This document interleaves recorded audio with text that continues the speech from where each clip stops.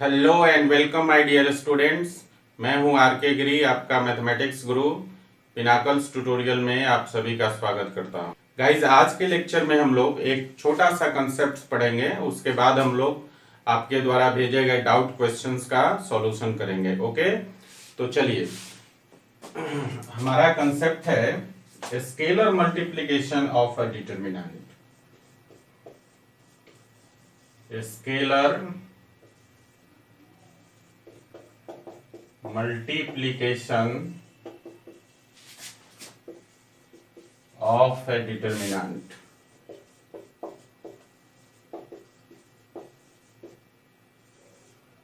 Determinant का scalar multiplication क्या है? ठीक है गाइस, देखिए, if delta is a determinant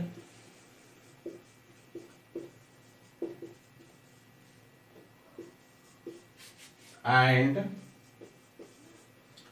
k is a scalar। Scalar या इसको आप बोलते हैं कांस्टेंट, ठीक है ना। Scalar multiplication of a determinant matrix में स्केलर मल्टीप्लिकेशन से डिफरेंट होता है, ठीक है guys. So if delta is a determinant and k is a scalar, then delta k is called a scalar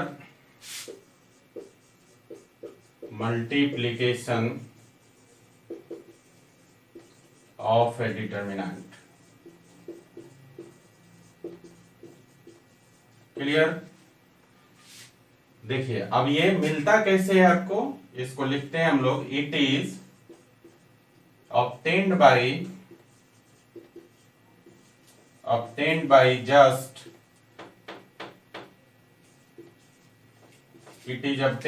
just multiplying the elements of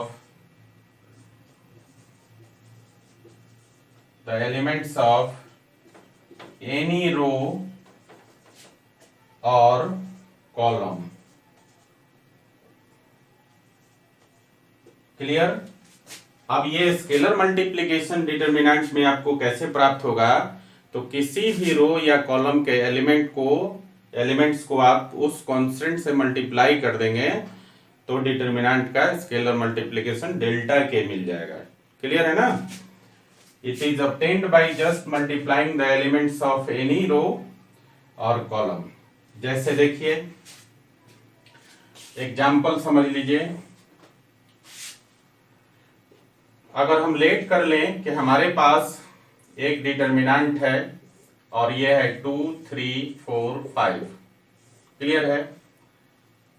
अब हमें, अगर हम चाहते हैं कि R1 के एलिमेंट्स को 5 से मल्टीप्लाई कर दें, तो यहां पर डेल्टा को भी 5 से मल्टीप्लाई करना पड़ेगा। या फिर आप चाहते हैं कि इस डेल्टा के वैल्यू को 5 गुना कर दें, तो ये जो डिटर्मिनेंट है इसके किसी रो या किसी कॉलम के एलिमेंट्स को 5 से मल्टीप्लाई कर देंगे तो मिल जाएगा। जैसे देखिए, अगर हम चाहते हैं देयरफॉर कि 5 डेल्टा निकालें, तो हम क्या करेंगे, ये वैल्यू जो है आपको, अगर R1 के एलिमेंट्स में 5 से मल्टीप्लाई कर देंगे तो भी प्राप्त हो जाएगा। तो देखिए, यहाँ पर अगर 2 में 5 से मल्टीप्लाई करेंगे तो 10 हो जाएगा, और 3 में 5 से मल्टीप्लाई करेंगे तो 15 हो जाएगा। इसी तरह ये वाला आपका इसी तरह रहेगा, ठीक है ना। जो सेकेंड रो है वो एज इट इज रहेगा। किसी एक रो या किसी एक कॉलम के एलिमेंट्स को उस कांस्टेंट से मल्टीप्लाई कर देने पर स्केलर मल्टीप्लिकेशन हो जाता है, ठीक है। अगर हम चाहते हैं ये लिख कर सकते हैं, या फिर हम ऐसा भी कर सकते हैं, मान लीजिए कि हम यहाँ पर 3 डेल्टा करना चाहते हैं, ठीक है ना, तो हम ऐसा भी कर सकते हैं, ये जो C1 है, ठीक है ना, इसमें इसके एलिमेंट्स को 3 से मल्टीप्लाई करके भी प्राप्त कर सकते हैं। तो देखिए, यहाँ पर ये भी करके आप देख सकते हैं 3 से मल्टीप्लाई करेंगे तो 6 हो जाएगा और इसमें 3 से करेंगे तो 12 हो जाएगा और ये सेकंड कॉलम जो है एज इट इज हो जाएगा 3 5। क्लियर है ना।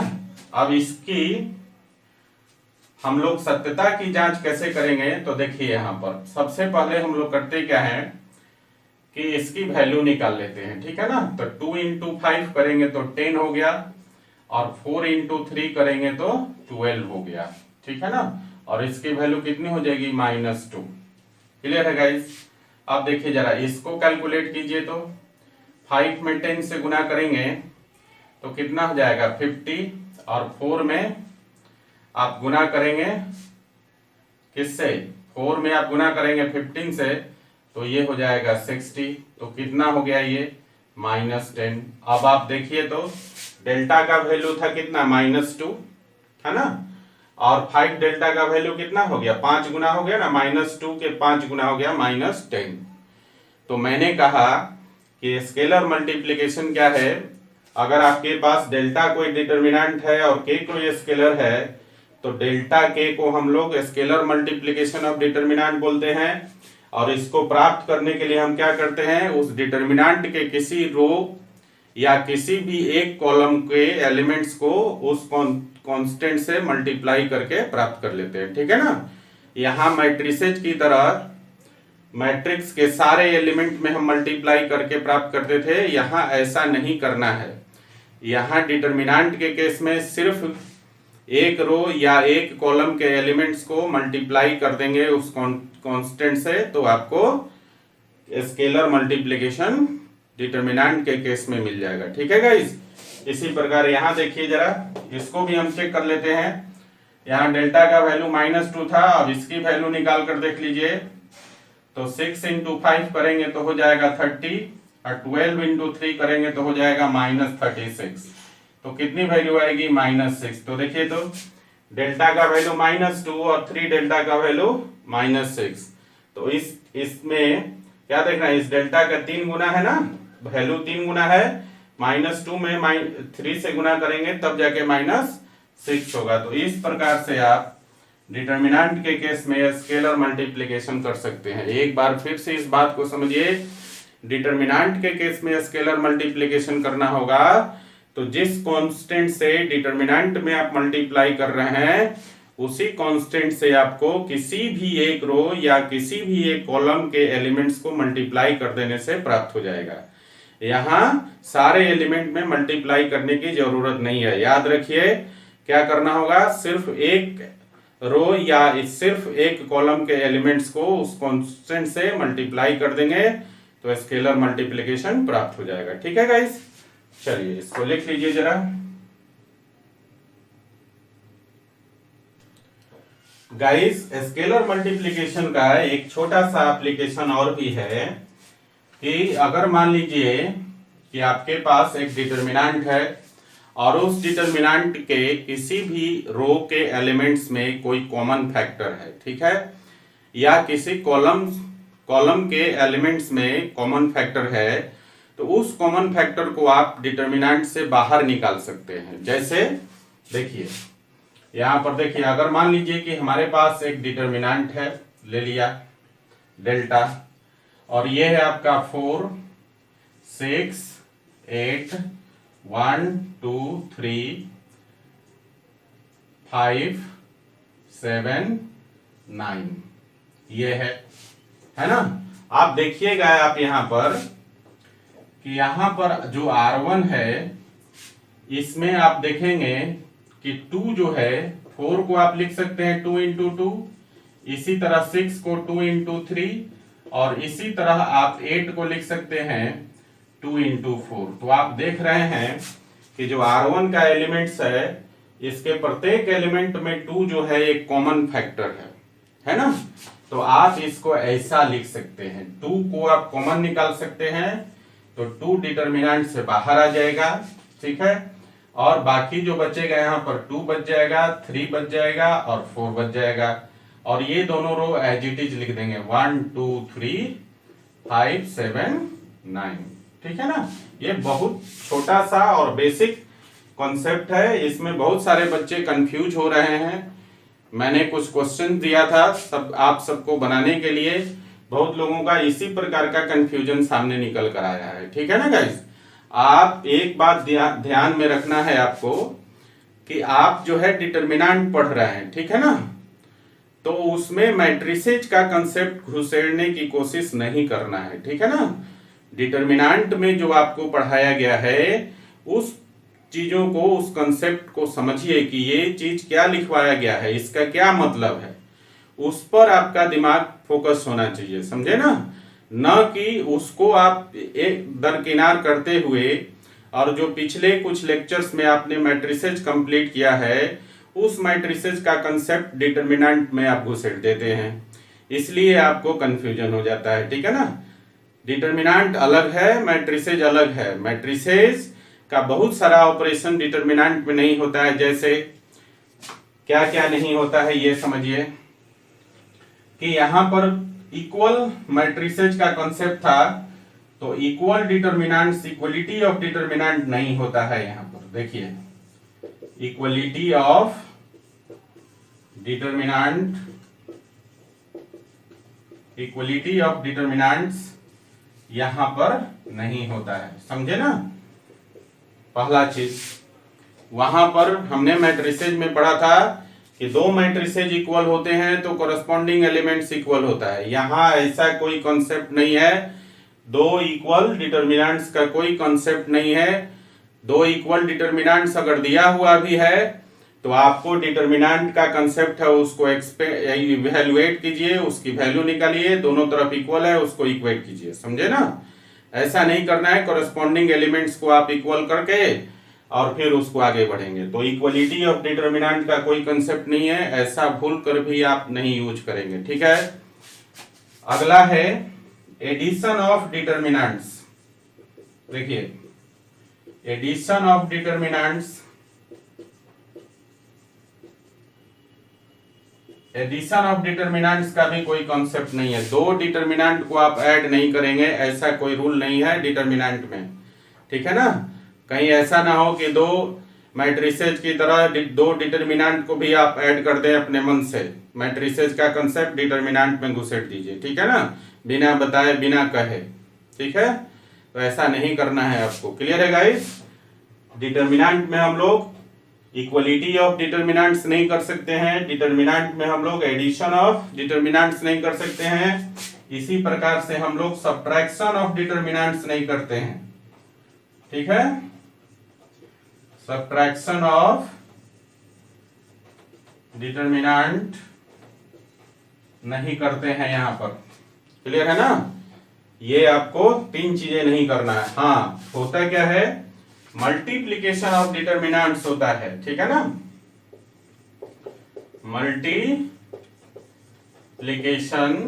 ऑफ डिटर्मिनेंट्स होता है, ठीक है ना गाइस। ये आपका होता है मल्टीप्लीकेशन ऑफ डिटर्मिनेंट्स। इसको हम लोग अभी आगे पढ़ेंगे, लेकिन आपको मैं यहां पर बता रहा था कि क्या आप कर सकते हैं डिटर्मिनेंट के साथ और क्या नहीं कर सकते, ठीक है ना। जबरदस्ती मैट्रिसेज वाले कंसेप्ट्स को डिटर्मिनेंट के कंसेप्ट्स में मिक्स नहीं करना है, अप्लाई नहीं करना है, नहीं तो हमेशा आप कंफ्यूज रहेंगे, क्वेश्चन आपसे नहीं बनेगा, ठीक है गाइस। चलिए हम लोग यहां पर ये समझ रहे थे कि अगर किसी डिटर्मिनेंट के किसी भी रो के एलिमेंट्स में कुछ कॉमन फैक्टर है तो आप उसे बाहर निकाल सकते हैं। अगर मान लीजिए कि यहां पर तीनों रो में कॉमन फैक्टर होता तो तीनों रो से बाहर निकलता, ठीक है ना। यहां पर अगर तीनों रो में कॉमन फैक्टर होता तो तीनों रो से बाहर निकलता, क्लियर है ना। इसी प्रकार अगर मान लीजिए कि यहां पर तीनों कॉलम्स में अगर कॉमन फैक्टर होता तो तीनों कॉलम से बाहर निकलता वो कॉमन, ठीक है ना। ऐसा नहीं कि एक बार निकाल देंगे तो सारे एलिमेंट से निकल जाएगा, ऐसा नहीं, क्योंकि अभी मैंने स्केलर मल्टीप्लिकेशन में आपको बताया कि अगर के कोई कांस्टेंट है या स्केलर है और डेल्टा कोई डिटर्मिनेंट है तो के डेल्टा या डेल्टा के आपको तभी मिलेगा जब किसी एक रो या किसी एक कॉलम के एलिमेंट्स को उस के से मल्टीप्लाई करेंगे, ठीक है। इसी प्रकार से अगर किसी रो में अगर कोई कांस्टेंट जो है एक कॉमन फैक्टर के फॉर्म में है तो आप उसको उसी रो से सिर्फ निकाल सकते हैं, ठीक है ना। अगर तीनों रो में है तो तीनों रो से अलग अलग कॉमन फैक्टर बाहर निकलेगा, तीनों कॉलम्स में है तो तीनों कॉलम से अलग अलग कॉमन फैक्टर बाहर निकलेगा। क्लियर हो गई बात, ठीक है ना। मैट्रिसेस की तरह यहां नहीं सोचना है और नहीं करना है। ओके गाइस, चलिए ये आपकी कंफ्यूजन थी। एक कंफ्यूजन आप लोगों का और आ रहा है। एक प्रॉपर्टी मैंने आपसे डिस्कस किया था और वो प्रॉपर्टी था इफ एनी रो और column of A determinant, if any row or column of a determinant is the sum of two or more terms, then it can be expressed as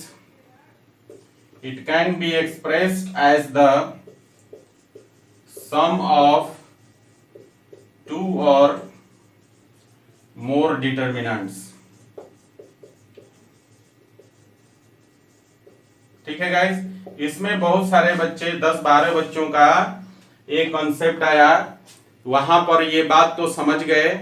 उन्होंने बोला कि ये बात समझ में आ गया कि कोई कॉलम्स के एलिमेंट्स दो टर्म का सम है या दो से अधिक टर्म्स का सम है तो उसको दो या दो से अधिक टर्म डिटर्मिनेंट के सम में एक्सप्रेस कर सकते हैं। ये तो बात समझ में आ गई। लेकिन जैसे ही दो या दो से अधिक टर्म में उन्होंने एक्सप्रेस किया, ऐसा मैंने करके भी प्रॉपर्टी में दिखाया था, उसके बाद वो क्या करते थे, उन दोनों डिटर्मिनेंट के कोरस्पॉन्डिंग एलिमेंट्स को ऐड करते थे। ठीक है ना।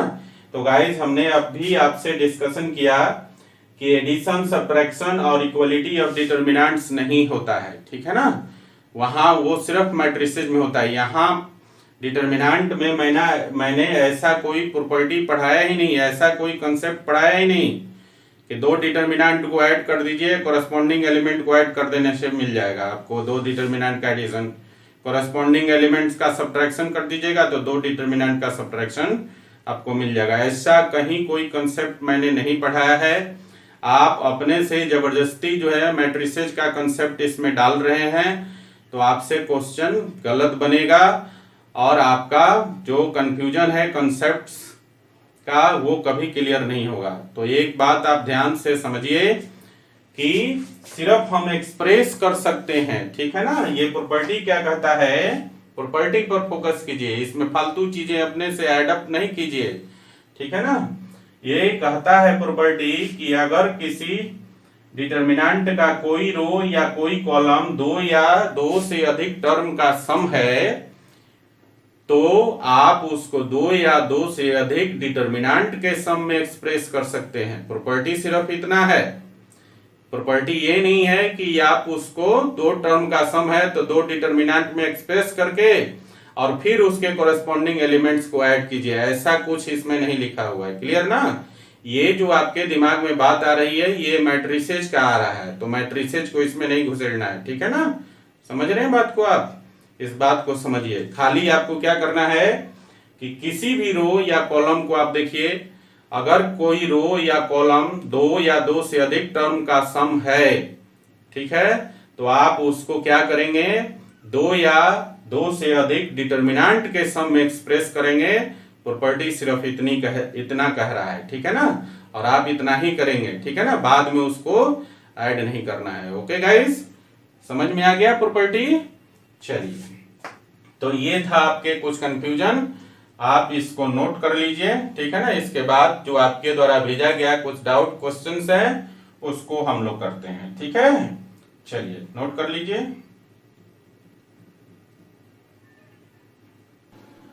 तो गाइस आज का जो पहला डाउट क्वेश्चन है वो है एक्सरसाइज 4.2 का क्वेश्चन नंबर 7 और इसमें आपसे पूछ रहा है कि इस डिटर्मिनेंट की वैल्यू प्रूव करना है 4a square b square c square, 4a square b square c square. ठीक है गाइस, तो ये आपका LHS है गाइस। देखिए हम लोग प्रूफ करते हैं LHS है आपका minus a square b a c a b minus B square c b a c b c minus C square. Clear है। अब आप ध्यान दीजिए यहाँ R1 R2 और R3, यहाँ R1 R2 R3 तीनों को ध्यान दीजिए। R1 में आप देखेंगे कि A सारे एलिमेंट में कॉमन है, ठीक है। इसी तरह R2 को आप देखिए, R2 के सारे एलिमेंट में B कॉमन है, और इसी प्रकार से R3 को आप देखिए तो R3 के सारे एलिमेंट में C कॉमन है। सो गाइज यहाँ से क्या होगा, R1 से A कॉमन निकल जाएगा बाहर, R2 से B कॉमन बाहर निकलेगा, और R3 से C कॉमन बाहर निकलेगा। तो हम लोग यहाँ लिखेंगे कि take A B C common from R1 R2 and R3 respectively.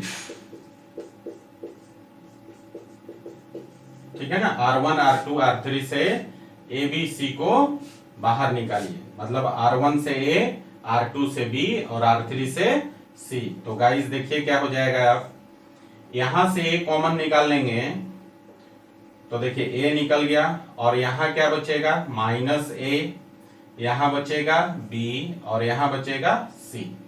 इसी तरह R2 से B कॉमन बाहर निकाल लेंगे तो B बाहर निकाल लिया, और यहां देखिए बचेगा A, यहां बचेगा माइनस B और यहां बचेगा C। क्लियर है। इसी प्रकार R3 से जब C बाहर निकाल लेंगे कॉमन, तो कॉमन को बाहर लिख दिया, और यहां से C निकालेंगे तो बचेगा आपका, देखिए C निकल गया तो बच गया A, और यहां बच जाएगा आपका B, और यहां बच गया आपका C माइनस C, बच गया ना। अब जरा ध्यान दीजिए, यहां पर R1 को और R2 को, हमारा काम क्या होता है कि अब इस डिटरमिनेंट की वैल्यू निकालना है, ठीक है ना। तो हमारी कोशिश होगी कि किसी रो या कॉलम के अलोंग जो जीरो की संख्या है वो मैक्सिमम हो जाए, ठीक है ना। कुछ ऐसा ऑपरेशन करें कि किसी रो या कॉलम के अलोंग जो है ना मैक्सिमम जीरो मिल जाए। तो देखिए जरा, R1 R2 को उठा के R1 में अगर जोड़ देंगे तो प्लस माइनस से जीरो हो जाएगा, और minus b plus b zero हो जाएगा, तो दो जीरो मिल जाएगा तीसरे एलिमेंट के अलोंग। इजिली हम लोग इसको एक्सपेंड कर सकते हैं। ओके, तो चलिए क्या करेंगे यहाँ पर गाइस, यहाँ पर हम लोग करते हैं कि एक ऑपरेशन कर लेते हैं R1 के जगह, देखिए, और क्या करेंगे R1 प्लस R2 कर लेते हैं। तो देखिए ध्यान से क्या हो जाएगा, पहले से ABC आपका बाहर है, और R1 में R2 को जोड़ देना है। तो यहाँ A प्लस A को माइनस A में जोड़ेंगे तो जीरो, माइनस B को प्लस B में जोड़ेंगे तो जीरो, और C को C में जोड़ेंगे तो हो जाएगा 2C। और सेकेंड रो और थर्ड रो को एज इट इज लिख देंगे A minus B C, A B minus C, ठीक है ना। इसमें और भी दूसरा भी कोई ऑपरेशन करके आप कर सकते हैं, ऐसा नहीं है, ब्रह्मा का लकीर नहीं है कि जो मैंने लिख दिया यही कर सकते हैं। इसके अलावा भी बहुत सारे ऑप्शन है जो आप दूसरे तरीके से भी इसको बना सकते हैं, ठीक है ना। तो जैसे कि आप जो है अगर R1 और R3 को भी जोड़ देते तो दो एलिमेंट जो है जीरो हो जाता है, plus A minus A zero हो जाता, minus C plus C zero हो जाता, ठीक है ना। तो और भी बहुत सारे ऑपरेशन इसमें करके आप मैक्सिमम जीरो ला सकते हैं, ठीक है ना गाइस। चलिए, तो ये हो गया आपका। अब देखिए जरा, मैंने कहा था कि जिस रो या कॉलम में मैक्सिमम जीरो आ जाए उसी के अबाउट हम लोग क्या करते हैं, इवैल्यूएट करते हैं। तो R1 में दो जीरो है, क्या करेंगे, इसको ऐसे कैंसिल कर दीजिए। कैंसिल कर दीजिए मतलब इस दोनों के अलोंग जो भी वैल्यू होगा वो तो जीरो हो जाएगा। तो हमें सिर्फ 2C के अलोंग जो है सॉल्व करना है। तो 2C का यहाँ ध्यान दीजिए, पहले से आपके पास ABC है ना, और ये 2C हो गया, और 2C तीसरा एलिमेंट है, इसका साइन पॉजिटिव होता है तो 2C हो गया। और फिर इससे पास होने रो कॉलम को हटा दीजिए तो बचेगा A और इधर माइनस बी और बी, यही बचेगा। देखिए जरा इसको हम क्या लिख सकते हैं, 2ab सी में सी से गुना होकर सी स्क्वायर हो जाएगा। और इसको जरा सोल्व करेंगे तो ये हो जाएगा आपका ए बी, और फिर इसमें गुना करेंगे ए में माइनस बी से तो माइनस ए बी, और माइनस ए बी को घटाएंगे तो प्लस ए बी हो जाएगा। क्लियर। अब जरा देखिए ए बी और ए बी जोड़ेंगे तो कितना हो जाएगा, 2ab। तो ये हो गया 2abc स्क्वायर और इंटू 2ab, तो 2 से 2 हो गया 4, और ए बी में ए बी से गुना करेंगे तो हो गया ए स्क्वायर बी स्क्वायर, और सी स्क्वायर ऑलरेडी है। तो गाइज ये था आपका RHS। यही हमको प्रूफ करना था कि इस डिटर्मिनेंट का जो वैल्यू है वो आना चाहिए 4a स्क्वायर बी स्क्वायर सी स्क्वायर, और वो हमने अचीव कर लिया। क्लियर है ना। तो इस प्रकार से आपका क्वेश्चन नंबर 7 बन जाता है। क्लियर ना। चलिए अगले क्वेश्चन की तरफ आते हैं गाइज। अगला क्वेश्चन है क्वेश्चन नंबर 8 का पहला, ठीक है ना। और इसमें कह रहा है कि इस डिटर्मिनेंट का वैल्यू प्रूफ करना है कि होगा a minus B into B minus C into C minus ए। ठीक है। तो देखिए जरा इसको हम LHS कर लेते हैं, और LHS कर लीजिए 1 1 1 a b c a square b square c square. ठीक है गाइस। अब देखिए जरा हमारे पास कॉन्सेप्ट क्या है कि किसी रो या कॉलम के लॉन्ग मैक्सिमम 0 बनाना है। तो देखिए ये आपका R1 है, ये आपका R2 है, ये आपका R3 है ना। अगर हम R2 को R1 में से घटा लें तो यहां से यहां करेंगे तो 0 हो जाएगा, 1 0, और फिर R3 को R2 में से घटा लें तो यहां 0 हो जाएगा, तो 2 0 तो आ जाएगा इजीली। तो हम एक ऑपरेशन करेंगे, यहाँ पर थर्ड ऑर्डर का डिटर्मिनेंट है, इसमें अधिकतम 2 ऑपरेशन कर सकते हैं। ठीक है ना। तो 2 हम कर सकते हैं। तो चलिए देखिए यहाँ पर एक ऑपरेशन करेंगे हम लोग, और करते हैं क्या, R1 के जगह R1 में से R2 को घटा लीजिए, और R2 के जगह R2 में से R3 को घटा लीजिए। ठीक है ना। तो देखिए जरा क्या हो जाएगा, 1 में 1 घटाएंगे 0, a में b घटाएंगे तो a माइनस b, फिर a स्क्वायर में से b स्क्वायर घटाएंगे तो a square minus b square. इसी तरह R2 में से R3 को घटाना है तो 1 में से 1 घटाएंगे हो गया 0, b में c घटाएंगे तो हो जाएगा b माइनस c, और b स्क्वायर में से c स्क्वायर घटाएंगे तो b square minus c square. और थर्ड रो को एज इट इज लिख दीजिए 1 c स्क्वायर। क्लियर है। अब देखिए 2 0 आ गया फर्स्ट कॉलम के लॉन्ग, तो आप क्या करिए, ऐसे इसको कैंसिल कर दीजिए, ये वाला एलिमेंट बच गया। इन दोनों के अबाउट तो इवैल्यूएशन 0 हो जाएगा, इन दोनों के अबाउट जो भी एक्सपेंशन करेंगे 0 आएगा। बच गया तीसरा एलिमेंट, और इस तीसरे एलिमेंट का जो वैल्यू साइन होता है वो पॉजिटिव होता है, तो 1 हो गया। ठीक है ना। और यहां देखिए जरा बच गया कितना, a minus B B minus C. ठीक है ना।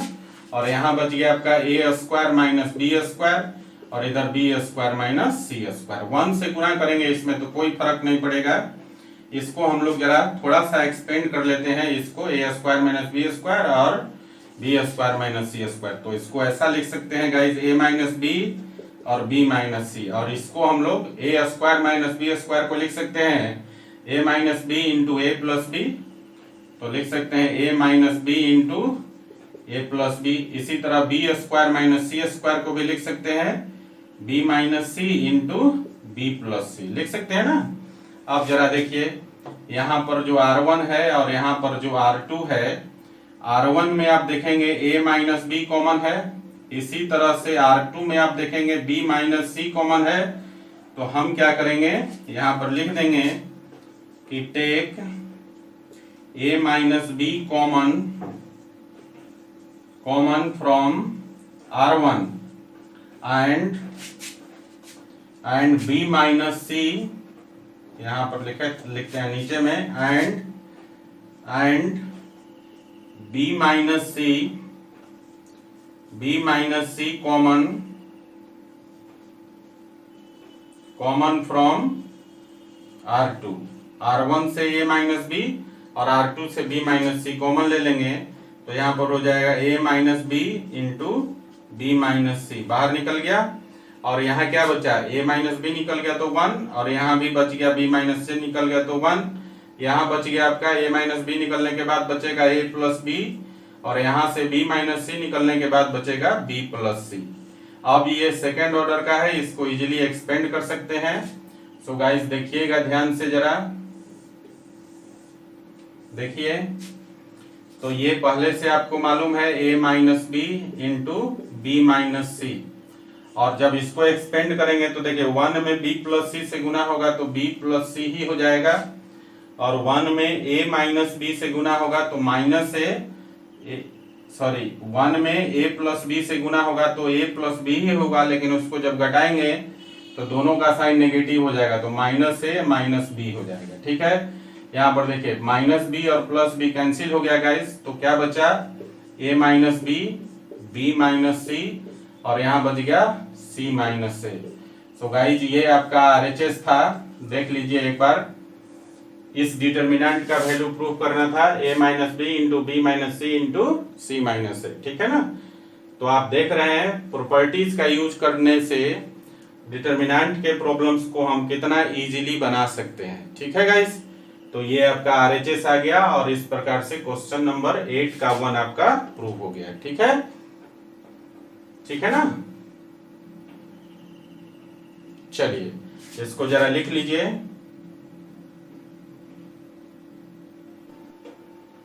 तो गाइस अगला क्वेश्चन है एक्सरसाइज 4.2 का क्वेश्चन नंबर 9, और इसमें प्रूव करना है कि ये जो गिवन डिटर्मिनेंट है इसकी वैल्यू होगी x minus y into y minus z into z minus x into x y plus y z plus z x. तो गाइज आपके पास जो LHS है, देखिए ध्यान से, ये है आपका x y z x square y square z square y z z x और एक्स वाई, ये एलिमेंट्स थे इस डिटर्मिनेंट के। अब जरा ध्यान से आप देखिएगा, हम लोग यहां पर करेंगे क्या कि अगर इसमें हम लोग देखो ध्यान से, यहां पर थर्ड कॉलम पे आप फोकस करिए। थर्ड कॉलम के पहले एलिमेंट में x से मल्टीप्लाई कर देंगे तो एक्स वाई जेड हो जाएगा। इसी तरह सेकंड कॉलम में हम लोग y से मल्टीप्लाई कर देंगे तो एक्स वाई जेड हो जाएगा, और थर्ड कॉलम में हम लोग z से मल्टीप्लाई कर देंगे तो एक्स वाई जेड हो जाएगा। तो हम लोग क्या कर सकते हैं, ऐसा करने से ये थर्ड कॉलम से एक्स वाई जेड को बाहर निकाल लेंगे, 1 1 बच जाएगा। ठीक है, लेकिन गाइस देखिए जरा, अब इसको एक्स वाई जेड लाने के लिए जो है, इसके सारे एलिमेंट्स को एक्स वाई जेड लाने के लिए हम लोगों को करना पड़ेगा कि R1 में गुना कर देंगे x से, और R2 में हम लोग गुना कर देंगे y से, और R3 में हम लोग गुना कर देंगे z से। ठीक है ना। अब यहाँ पर सारे एलिमेंट में होगा, जैसे R1 में x से मल्टीप्लाई करना है तो इसके सारे एलिमेंट में मल्टीप्लाई होगा। इसी तरह R2 में y से करना है तो R2 के सारे एलिमेंट में y से मल्टीप्लाई होगा, और R3 में z से मल्टीप्लाई करना है तो R3 के सारे एलिमेंट में z से मल्टीप्लाई होगा। लेकिन इसके साथ साथ अब इक्वेशन का कॉन्सेप्ट कहता है कि जब आप किसी टर्म में कोई नंबर से मल्टीप्लाई करते हो तो उसको बैलेंस करने के लिए आपको उसी नंबर से डिवाइड भी करना पड़ता है ना। तो हम लोग यहाँ पर क्या करेंगे, इस प्रकार से देखिए, यहाँ मल्टीप्लाई किया तो हम लोगों को x, y और z से डिवाइड करना पड़ेगा। मतलब R1 में x से मल्टीप्लाई किया तो डिटर्मिनेंट में x से डिवाइड कर दिया, R2 में y से मल्टीप्लाई किया तो डिटर्मिनेंट में y से डिवाइड कर दिया, R3 में z से मल्टीप्लाई किया तो आपको डिटर्मिनेंट में z से डिवाइड कर देना पड़ेगा। तो चलिए अब कर लेते हैं, यहाँ डिवीजन तो कर दिया तो मल्टीप्लिकेशन कर लेते हैं। x में x से मल्टीप्लाई करेंगे x स्क्वायर में करेंगे तो x क्यूब हो जाएगा, और यहाँ करेंगे तो एक्स वाई जेड हो जाएगा। ठीक है, चलिए सेकेंड रो पर आते हैं। यहाँ पर y से मल्टीप्लाई करेंगे तो वाई स्क्वायर हो गया, यहाँ पर आपका वाई क्यूब हो जाएगा, और यहाँ पर एक्स वाई जेड हो जाएगा। इसी तरह थर्ड रो में देखिए, z में मल्टीप्लाई करेंगे z से तो जेड स्क्वायर हो जाएगा, यहाँ करेंगे तो जेड क्यूब हो गया, और यहाँ करेंगे तो एक्स वाई जेड हो गया। अब जरा ध्यान दीजिए, यहाँ पर ये आपका कॉलम 3 पर। अब कॉलम 3 के सारा एलिमेंट्स क्या हो गया, x y z x y z x y z. तो कॉलम 3 से एक्स वाई जेड कॉमन ले सकते हैं, कॉमन है ना x y z. So guys यहां पर लिखेंगे हम लोग कि take x y z common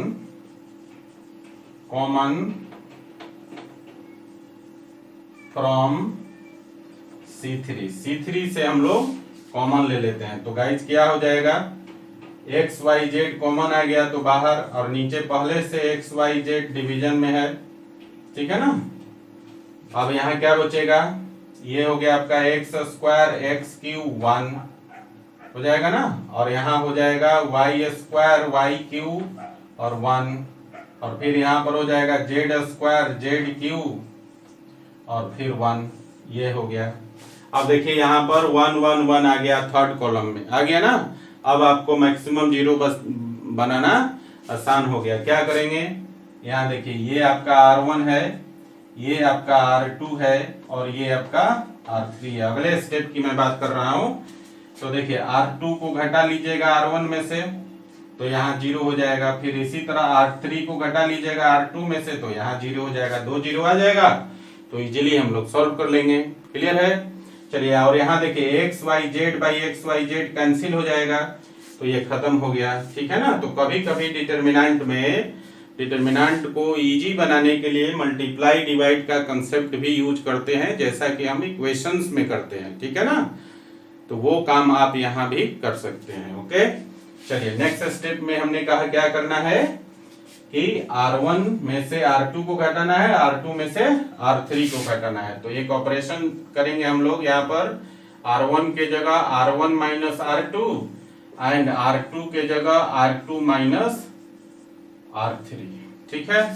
तो गाइस अब क्या हो जाएगा आपका, देखिए इसको इसमें घटाइए तो यहाँ पर हो जाएगा x square minus y square, और यहाँ पर हो जाएगा x cube minus y cube, ठीक है ना। और यहाँ पर 1 में से 1 करेंगे तो हो जाएगा 0। चलिए अब यहाँ R2 पर कीजिए, R2 में से R3 को घटाना है तो यहाँ हो जाएगा y square minus z square, और सेकेंड एलिमेंट के जगह हो जाएगा y cube minus z cube, और थर्ड एलिमेंट 1 में से 1 घटाएंगे तो हो जाएगा 0। ऑपरेशन हमने सिर्फ 2 रो पे किया था, R1 पे और R2 पे। तो R3 एज इट इज लिख देंगे तो ये हो जाएगा जेड स्क्वायर जेड क्यूब और 1, ठीक है गाइस। अब जरा यहाँ ध्यान दीजिए, C3 में 2 0 आ गया तो हम लोग क्या करेंगे, इसको ऐसे करके कैंसिल कर देते हैं। मतलब हमें सिर्फ 1 के अबाउट एक्सपेंड करना है, इन दोनों के अबाउट तो ये जो भी वैल्यू आएगा 0 हो जाएगा। तो गाइस इस तीसरे एलिमेंट का साइन पॉजिटिव होता है तो 1 हो गया, और 1 से पास होने वाला रो कॉलम को हटा दिया, पहले ही कैंसिल कर दिया। बचा क्या, x square minus y square minus z square, इधर बच गया x cube minus y cube और y cube minus z cube, यही बचा। 1 से इसमें मल्टीप्लाई करने से कोई फर्क नहीं पड़ता है। और यहाँ पर हम लोग x cube minus y cube या y cube minus z cube को हम लोग तोड़ देंगे। हमारे पास एक फॉर्मूला होता है, और फॉर्मूला होता है a cube minus b cube, यह होता है formula a cube minus b cube is equal to a minus B into a square plus a b और प्लस बी स्क्वायर, ये फॉर्मूला होता है। इस फॉर्मूला पर इस दोनों टर्म को तोड़ देंगे, और यहाँ पर ए स्क्वायर माइनस बी स्क्वायर है ना, और ए स्क्वायर माइनस बी स्क्वायर का फॉर्मूला होता है ए minus B into a plus b. तो इन चारों एलिमेंट्स को हम लोग 2 को ए क्यूब माइनस बी क्यूब पर और 2 को ए स्क्वायर माइनस बी स्क्वायर पे तोड़ देंगे। तो तोड़ दीजिए इसको, 1 से मल्टीप्लाई करने से कोई फर्क नहीं पड़ेगा। इसको तोड़ेंगे तो ये हो जाएगा x minus y into x plus y, इसको तोड़ेंगे तो हो जाएगा y plus y minus z और इंटू वाई प्लस जेड। अब इसकी बारी, इसको तोड़ेंगे तो हो जाएगा x minus y into x square plus x y और प्लस वाई स्क्वायर, और इसको तोड़ेंगे तो हो जाएगा y माइनस जेड और into y square plus y z plus z square, ये हो गया ना। अब जरा देखिए यहाँ पर R1 को और फिर देखिए R2 को, ध्यान दीजिएगा। तो x minus y first row के दोनों एलिमेंट में कॉमन है, इसको बाहर निकाल लेंगे। इसी प्रकार से R2 में देखिए y minus z second row के दोनों एलिमेंट में कॉमन है, इसको भी बाहर निकाल देंगे। तो यहां लिखेंगे कि take x minus y and y minus z common from R1 and R2। R1 R2 से कॉमन ले लीजिए। तो गाइस क्या हो जाएगा, देखो x माइनस वाई R1 से निकल गया और y माइनस जेड जो निकल गया R2 से। तो आपका यहाँ पर क्या बच गया, यहाँ बच गया x प्लस वाई और y प्लस जेड, और यहाँ बच गया आपका x square plus x y plus y square, और यहाँ बच गया y square plus y z plus z square, ये बच गया आपका।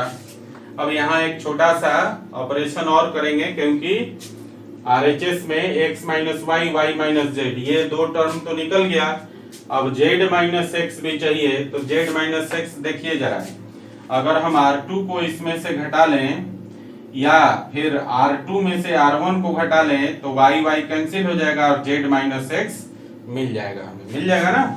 तो हम लोग यहाँ देखिए R1 है और ये आपका R2 है, एक ऑपरेशन करेंगे कि R2 में से R1 को घटा लेंगे। तो लिखेंगे यहाँ पर R2 के जगह R2 माइनस R1 कर लेते हैं। तो गाइज अब क्या हो जाएगा आपका x minus y into y minus z, और इसको चूंकि ऑपरेशन R2 पे है तो R1 एज इट इज रह जाएगा x प्लस वाई, और ये x square plus x y plus y square operation R2 पर होगा। तो देखिए इसको इसमें घटाइए तो y से y कैंसिल हो जाएगा और z में से x को घटाएंगे तो z माइनस एक्स हो जाएगा, ठीक है।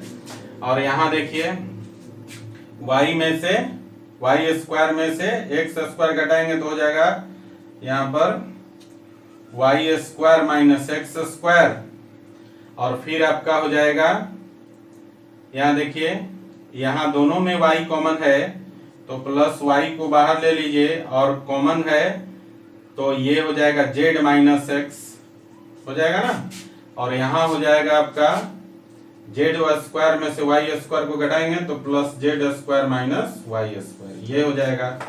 हमें क्या करना है, इन दोनों को ऑपरेट करना है, ठीक है ना। इन दोनों को हम लोग a square minus B square के टर्म में एक्सप्रेस टर्म में है, इसको a plus b into a minus b के टर्म में एक्सप्रेस कर देंगे। तो यहाँ से z माइनस एक्स कॉमन हो जाएगा और बाकी जो बचेगा उसको हम लोग सॉल्व कर लेंगे, ठीक है। तो पहले उस तरफ वाला उतार लीजिए ताकि हम इसको सॉल्व कर दें, ठीक है ना। तो जल्दी से राइट साइड वाला उतारिए।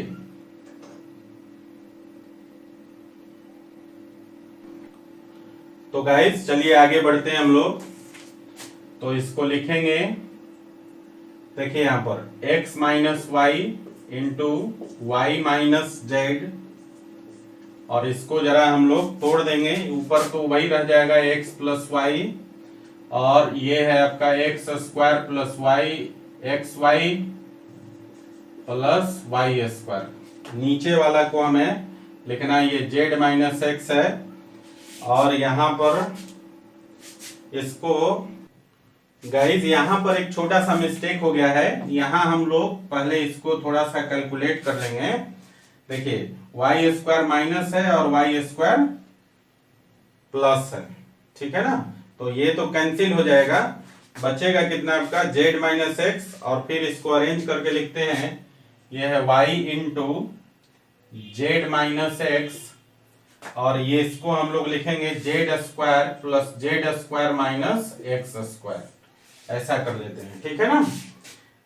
क्या किया, यहाँ वाई स्क्वायर प्लस और यहाँ माइनस कैंसिल कर दिया, ये Z square minus x square हो गया y into z minus x. अब हम लोग इसको तोड़ देंगे, ठीक है ना, ए स्क्वायर माइनस बी स्क्वायर पे। तो ये हो गया आपका, देखिए x माइनस वाई फिर y माइनस जेड और ये हो गया x प्लस वाई, और इधर हो गया आपका x square plus x y plus y square, और यहाँ z माइनस एक्स, और यहाँ हो गया y into z minus x, और प्लस यहाँ पर देखिए ये हो जाएगा z minus x into Z plus x हो जाएगा ना, ए square minus B square, A plus b into a minus B. ठीक है, देखिए यहाँ पर, यहाँ R2 पर आप ध्यान देंगे तो z माइनस एक्स जो है इसके प्रत्येक टर्म में है, तो z माइनस एक्स को आप बाहर निकाल सकते हैं। तो यहाँ लिख दीजिए कि take z minus x common from R2, तो निकाल लीजिए। तो ये हो गया आपका x minus y, y minus z, ठीक है, और यहां से निकल गया z minus x.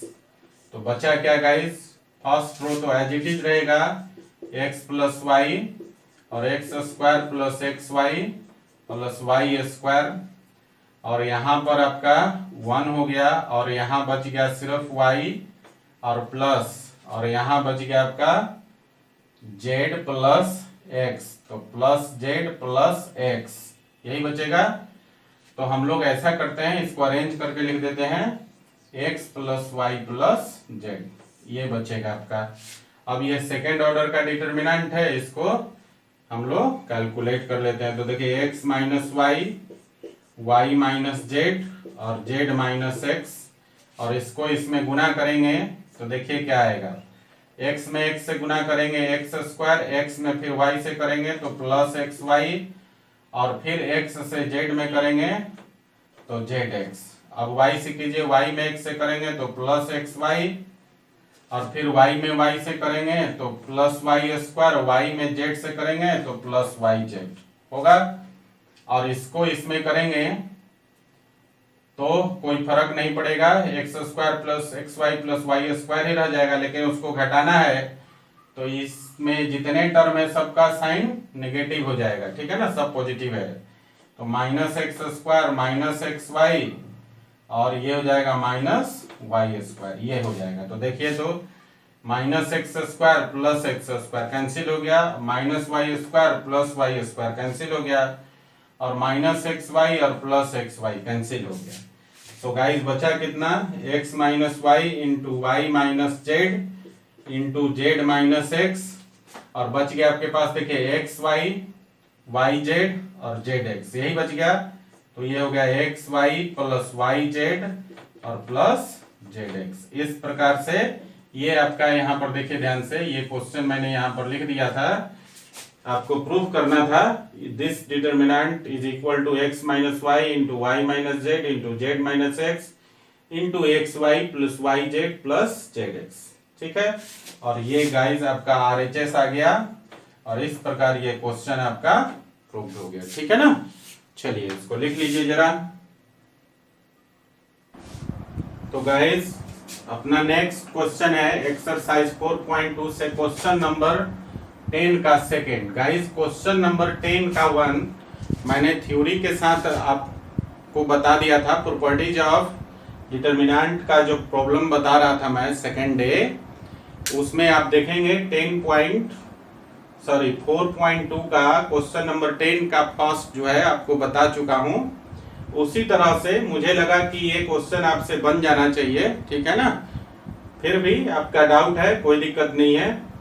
Question number 10 का सेकंड भी सेम कंसेप्ट है, उसी तरह से बनेगा। चलिए हम लोग देखते हैं। ये आपके पास डिटर्मिनेंट है और इसकी वैल्यू प्रूफ करना है के स्क्वायर इंटू 3y प्लस के, ठीक है ना। तो देखिए जरा, LHS में है आपका y प्लस के, y और फिर है आपका y प्लस के, y और y प्लस के, ये दिया हुआ है। यहां देखिए ध्यान से, अगर हम y और y प्लस के को जोड़ेंगे तो 3y प्लस के आ जाएगा। इसी तरह फिर से y प्लस के और y को जोड़ेंगे 3y प्लस के हो जाएगा, और फिर इनके सारे एलिमेंट्स को जोड़ेंगे तीसरे रो के तो भी हो जाएगा। तो गाइस यहाँ पर एक काम करते हैं, एक ऑपरेशन कर लेते हैं, C1 के जगह C1 plus C2 plus C3 कर लेते हैं। तीनों के एलिमेंट को C1 पर जोड़ देंगे तो गाइस ये हो जाएगा आपका 3y प्लस के, और यहाँ भी हो जाएगा 3y प्लस के, और यहाँ भी हो जाएगा 3y प्लस के, ठीक है ना। और सेकंड कॉलम में एज इट इज लिख देंगे क्योंकि ऑपरेशन सिर्फ C1 पे हो रहा है, ठीक है ना। तो सेकंड कॉलम और थर्ड कॉलम को एज इट इज लिख देंगे, तो y और y प्लस के। क्लियर है गाइस। अब देखिए यहाँ से 3y प्लस के, यहाँ फर्स्ट कॉलम में सारे एलिमेंट्स वही है तो इसको हम कॉमन ले सकते हैं। तो यहाँ पर लिखेंगे टेक 3y प्लस के कॉमन फ्रॉम C1 से कॉमन ले लीजिए। तो 3y प्लस के आपका बाहर निकल गया और बचा यहाँ पर क्या, सारे एलिमेंट के जगह 1 1 1 हो जाएगा, और सेकंड कॉलम और third column as it is हो जाएगा y प्लस के y और y प्लस के। क्लियर है। अब क्या करेंगे, देखिए ये आपका R1 है, ये आपका R2 है, और ये आपका R3 है ना। अब आपको मैक्सिमम 0 बनाना है तो आप R2 को R1 में से घटा दीजिए, यहाँ 0 हो जाएगा, और इसी तरह R3 को R2 में से घटा दीजिए। तो एक ऑपरेशन करेंगे गाइस और लिखेंगे हम लोग R1 के जगह R1 में से R2 को घटा देंगे, एंड R2 के जगह R2 में से R3 को घटा देंगे। तो देखिए अब क्या हो जाएगा आपके पास 3y प्लस के, ये तो बाहर है, और इसको इसमें घटाएंगे, यहाँ हो गया 0, और इसको इसमें घटाएंगे तो y प्लस माइनस कैंसिल हो जाएगा, माइनस के हो जाएगा, और इसको यहाँ घटाएंगे हो गया 0, ठीक है ना। फिर इसी तरह इसको इसमें घटाएंगे सेकेंड रो पर, तो यहाँ 0, और इसको इसमें घटाएंगे तो प्लस माइनस y कैंसिल, सिर्फ k बच गया, और इसको इसमें घटाएंगे तो plus minus y cancel, minus k हो जाएगा, और third row as it is हो जाएगा क्योंकि ऑपरेशन हमने फर्स्ट और सेकेंड रो पर किया है, ठीक है ना। तो 1y और y प्लस के। क्लियर है।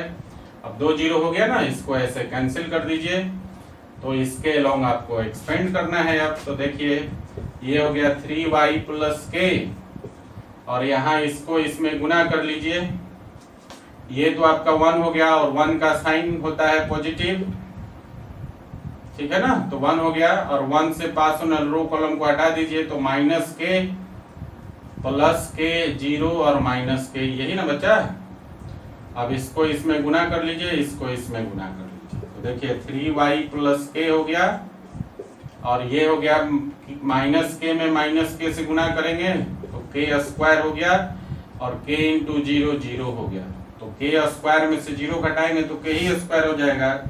सो गाइस इसको लिख सकते हैं k square into 3y plus के, और ये आपका RHS था गाइस, देख लीजिए यही चीज आपको प्रूफ करना था, k square into 3y plus के।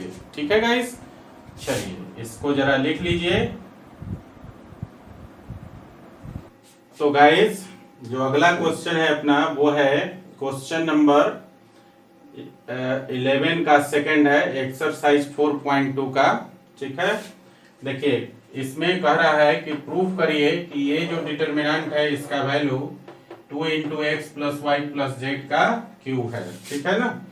अब जरा इसके LHS को आप ध्यान से देखेंगे तो देखिए जरा कि अगर हम C1, C2 और C3 को C1 पे जोड़ दें तो हमें क्या मिलता है। तो देखिए x में x जोड़ेंगे 2x और y में y हो गया 2y, तो 2x plus 2y plus 2z, यहाँ से 2 कॉमन हो जाएगा, x plus y plus z हो जाएगा। इसी तरह इन दोनों को उठा के यहाँ जोड़िए, तो z में z जोड़ेंगे 2z और y में y जोड़ेंगे 2y, तो ये हो जाएगा कि 2x plus 2y plus 2z यहाँ पर हो जाएगा, और यहाँ से 2 कॉमन हो जाएगा, x plus y plus z हो जाएगा। इसी तरह इनको उठाकर यहाँ जोड़ दीजिए तो इसी प्रकार हो जाएगा 2x plus 2y plus 2z, 2 common हो जाएगा, x plus y plus z हो जाएगा, 2 into x plus y plus z. ठीक है ना। तो हम क्या करेंगे कि 2 into x plus y plus z बाहर निकाल लेंगे, ठीक है। उसके बाद यहाँ 1 1 बच जाएगा, ठीक है ना। और फिर हम लोग R1 में से R2 को घटा लेंगे, R2 में से R3 को घटा लेंगे, तो यहाँ 2 जीरो आ जाएगा। फिर आगे सोल्व करेंगे तो बाद में चलकर 2 into x plus y plus z आगे चलकर 2 into x plus y plus z का होल क्यूब में बदल जाएगा, ठीक है ना। तो चलिए हम लोग पहले शुरुआत करते हैं। तो पहला ऑपरेशन करते हैं C1 पर, C1 plus C2 plus C3 कर लेते हैं, ठीक है। सो गाइस देखिए यहाँ पर क्या हो जाएगा, मैंने अभी कहा कि जब जोड़ेंगे तो हो जाएगा 2 into x plus y plus z, और यहाँ भी वही हो जाएगा 2 into x plus y plus z, और यहाँ भी वही हो जाएगा 2 into x plus y plus z हो जाएगा। और सेकेंड कॉलम और third column as it is होगा क्योंकि हमने ऑपरेशन C1 पर किया है, ठीक है ना। तो सेकेंड और third column as it is हो जाएगा। तो ये हो गया x और y plus Z plus 2x और x, और यहाँ हो जाएगा y और z plus x plus 2y। Clear है गाइस। अब जरा ध्यान दीजिए कि यहाँ पर C1 में सारे एलिमेंट सेम है और ये वैल्यू है 2 into x plus y plus z के बराबर। तो यहाँ से C1 से 2 into x plus y plus z हम लोग कॉमन निकाल सकते हैं। तो यहाँ पर लिख देंगे, लिखिए कि take 2 into x plus y plus z common from लिख दीजिए कॉमन फ्रॉम C1। तो गाइस क्या हो जाएगा अब आपका 2 into x plus y plus z आपका कॉमन हो गया।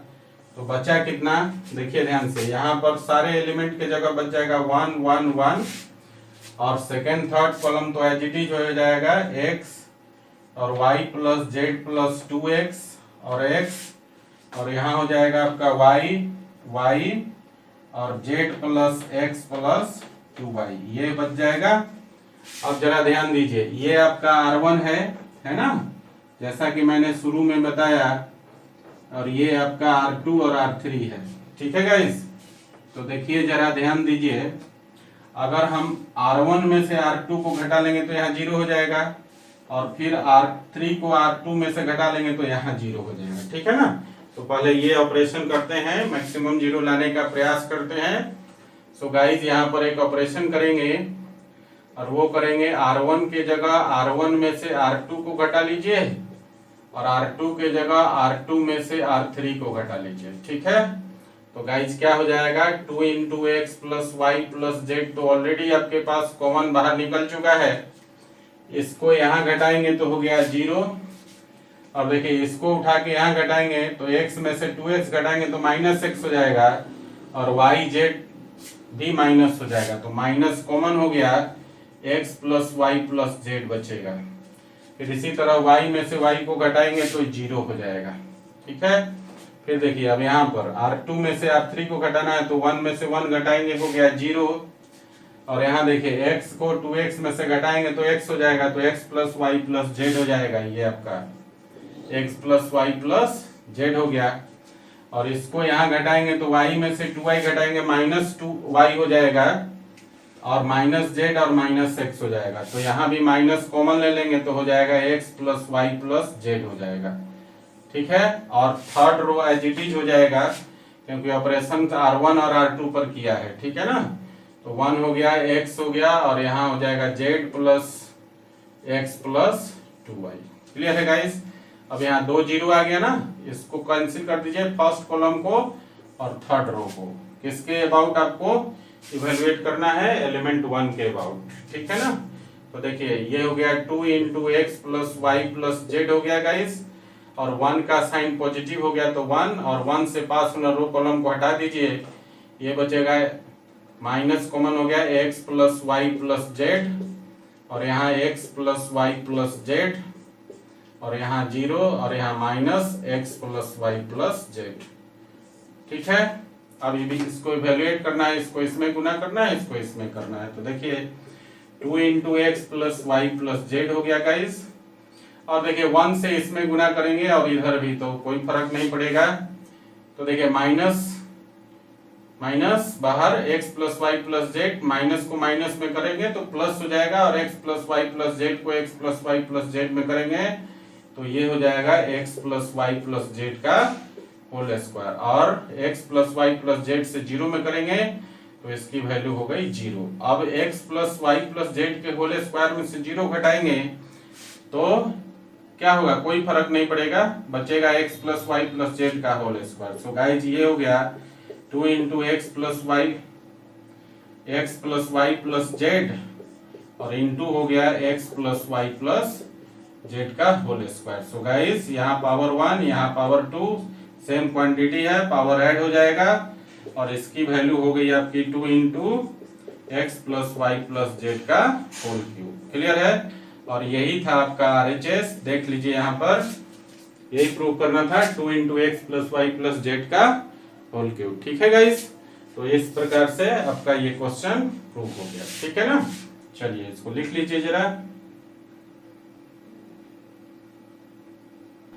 तो गाइस अगला क्वेश्चन है अपना क्वेश्चन नंबर 15, और ये लास्ट डाउट क्वेश्चन है इस चैप्टर का।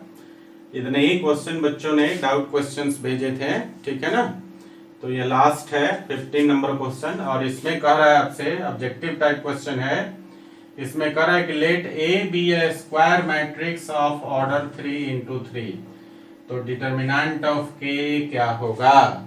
तो गाइस मैंने आपको एक फॉर्मूला बताया था प्रॉपर्टीज में, याद होगा आपको, और फॉर्मूला था कि ए कोई स्क्वायर मैट्रिक्स है ऑफ ऑर्डर n, तो determinant of k is equal to होता है k to the power n into determinant of a।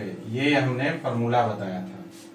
अगर इस फॉर्मूला को इस क्वेश्चन से कंपेयर करेंगे तो यहाँ पर n का वैल्यू, n मतलब ऑर्डर, ठीक है ना, इस फॉर्मूला के लिए मैंने बताया था कि अगर k कोई कांस्टेंट है और a कोई n इंटू n ऑर्डर का मैट्रिक्स है तो डिटर्मिनेंट ऑफ k का value k to the power n into determinant of a होता है। ठीक है, तो n क्या है, ऑर्डर। तो गाइस यहां से जब कंपेयर करेंगे तो आपको n का वैल्यू कितना हो जाएगा, 3। So guys determinant of k a का वैल्यू कितना हो जाएगा, फॉर्मूला के अनुसार डिटर्मिनेंट ऑफ k का वैल्यू हो जाएगा k, और n का वैल्यू 3 है तो k to the power 3 into determinant of a, और इस तरह से इसका आंसर कौन सा हो जाएगा, C। चलिए इसको हम लोग थोड़ा थ्योरेटिकली समझते हैं। अगर हम लेट कर ले, यहाँ पर देखिए ध्यान से कि आपके पास एक मैट्रिक्स है 3 इंटू 3 ऑर्डर का, और यहाँ मान लेते हैं A11 A12 A13 A21 A22 A23 A31 A32 और A33, ये हमारा 3 इंटू 3 ऑर्डर का मैट्रिक्स हो गया गाइस।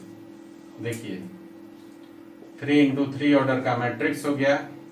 सबसे पहले इसका डिटर्मिनेंट ऑफ ए कर लीजिए, तो कितना हो जाएगा, A11 A12 A13 A21 A22 A23 A31 A33 A32 A33, ये डिटर्मिनेंट ऑफ ए हो गया। ठीक है ना, अब हम लोग क्या करते हैं कि इसको हम लोग यहाँ पर देखिए के करना है तो के कर लेते हैं। के जब करेंगे यहाँ से के में ए से मल्टीप्लाई करेंगे तो मैट्रिसेस में क्या कहता है, स्केलर मल्टीप्लिकेशन, कि इसके सारे एलिमेंट में मल्टीप्लाई हो जाएगा।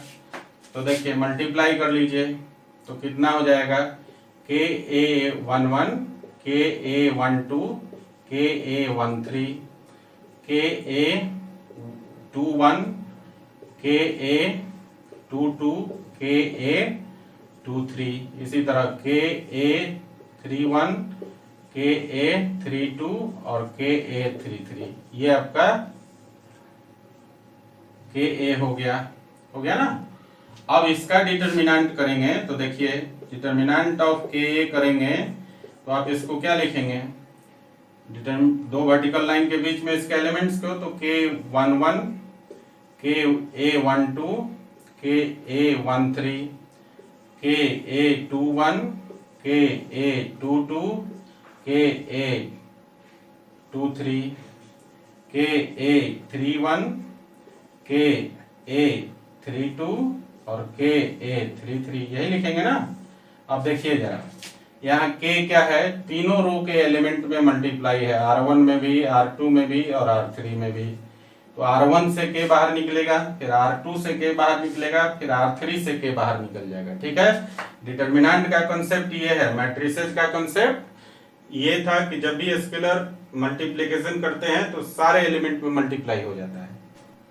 ठीक है गाइस, तो क्या करेंगे हम लोग, R1 R2 R3 से के को बाहर निकाल लेंगे। तो देखिए R1 से के निकल गया, फिर R2 से के निकल गया, फिर R3 से के निकल गया, तो क्या बचेगा, A11 A12 A13 A21 A22 A23 A31 A32 और A33, यही बचेगा ना।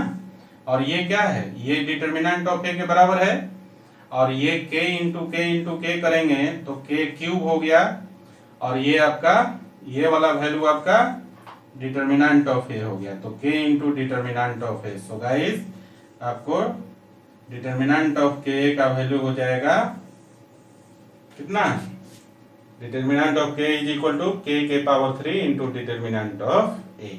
ठीक है ना, इस तरह से ये फॉर्मूला मिलता है। तो यहाँ पर चूंकि ऑर्डर 3 इंटू 3 था तो n का वैल्यू 3 हो गया। ठीक है ना, के पावर 3 हो गया। अगर यहाँ पर n इंटू n ऑर्डर का होता तो यहाँ पर ये जो फॉर्मूला है जनरलाइज फॉर्मूला है, यहाँ पर n इंटू n ऑर्डर का स्क्वायर मैट्रिक्स लिया गया था, इसलिए डिटर्मिनेंट ऑफ के का वैल्यू हो गया k to the power n into determinant of a. इस फॉर्मूला को याद रखिएगा, ये बहुत इंपॉर्टेंट फॉर्मूला है। ऑब्जेक्टिव में तो इंपॉर्टेंट रोल प्ले करता ही है, कहीं कहीं बहुत जगह क्वेश्चन सॉल्व करने में भी आपका काम आता है। ठीक है ना, तो इस तरह से आज का डाउट सेशन आपका खत्म हो गया गाइस। अगले क्लास से फिर हम लोग आगे बढ़ेंगे डिटर्मिनेंट की थ्योरी में। ठीक है, चलिए आज लिख लीजिए आप लोग।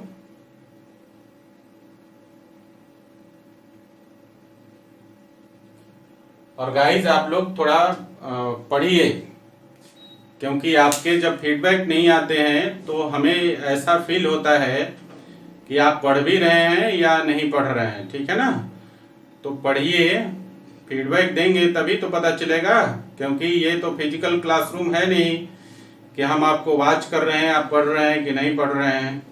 ये आपके फ्यूचर का सवाल है, और कहीं ये मन में बात मत बैठा लीजिएगा कि लॉकडाउन है तो सिलेबस कम होगा ही और फिर परीक्षा भी जैसे तैसे हो जाएगा और नहीं भी पढ़ेंगे तो पास हो जाएंगे।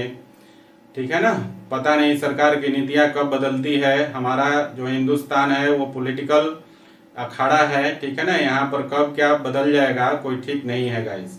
आप अपनी तरफ से पूरा मेहनत कीजिए, आप अपनी तरफ से पूरा तैयारी रखिए। ठीक है ना, जैसा भी सिचुएशन होगा आप तैयार रहेंगे तो उसे अच्छी तरह हैंडल कर लेंगे। ठीक है गाइस, तो इन्हीं चंद शब्दों के साथ आज का सेशन हम खत्म करते हैं। तब तक के लिए bye bye, tata, good bye.